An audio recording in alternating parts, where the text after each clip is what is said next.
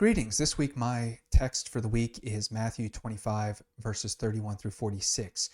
Jesus here is telling the disciples this story of the king returning and separating sheep from goats, and how the people who are put into the favorable category are the ones who offer food and water and clothing and housing and company to the people who are most in need, and how the ones who are exiled are the ones who do not do these things.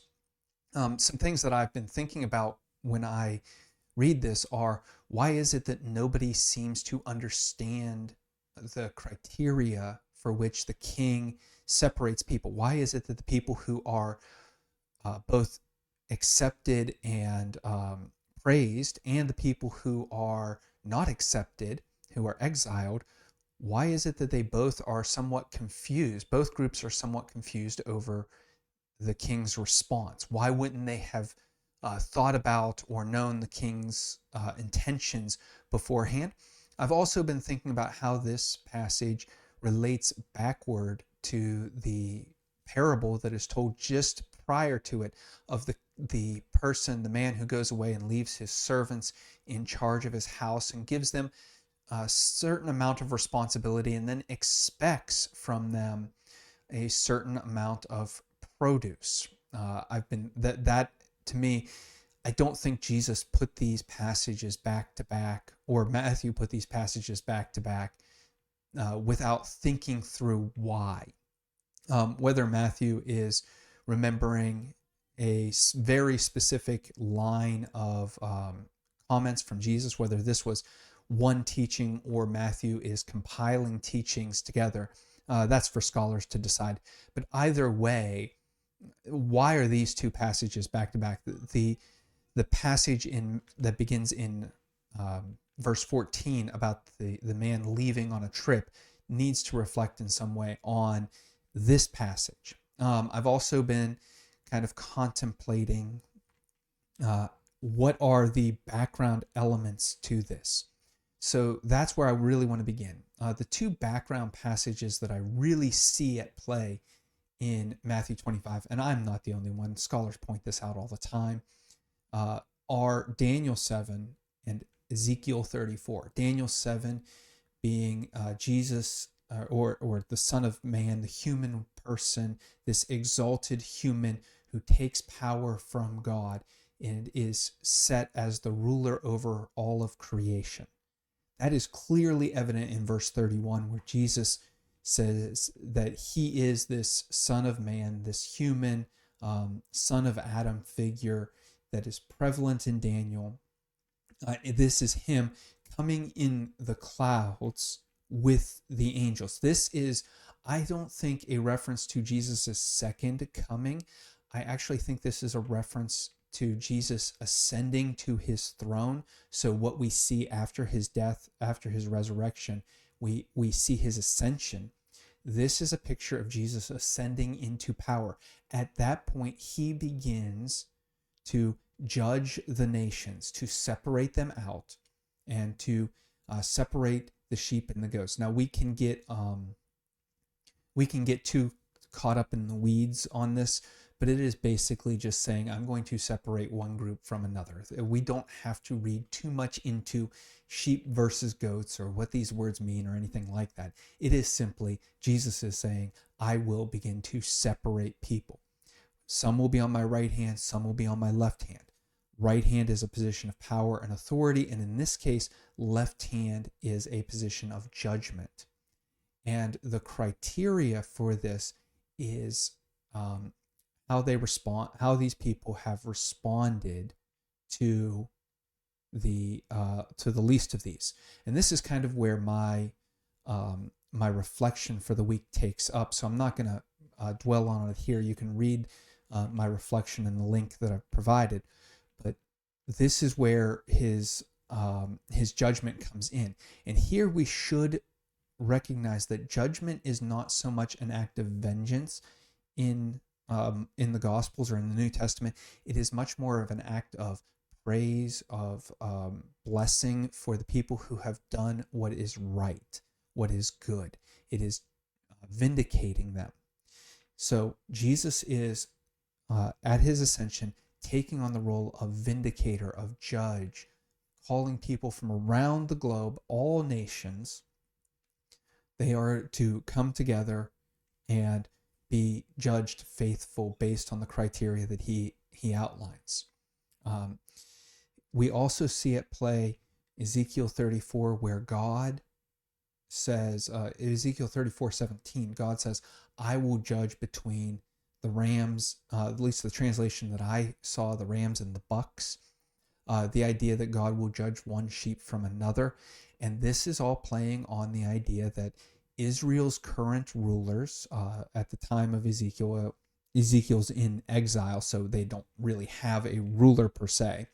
But the rulers who were immediately prior to the exile, those people who were in positions of power were not acting justly.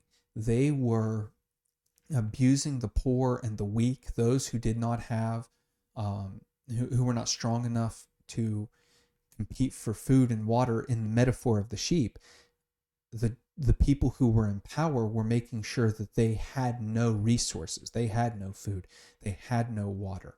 And Ezekiel talks about how God is going to come to judge the people who were in positions of power and authority and say to them, because you have abused this power, because you have abused this authority, I am going to come onto the scene and I am going to take charge of the shepherding. You have proven yourself poor shepherds, I will shepherd the people of Israel. So when Jesus puts these two together, he marries these two ideas.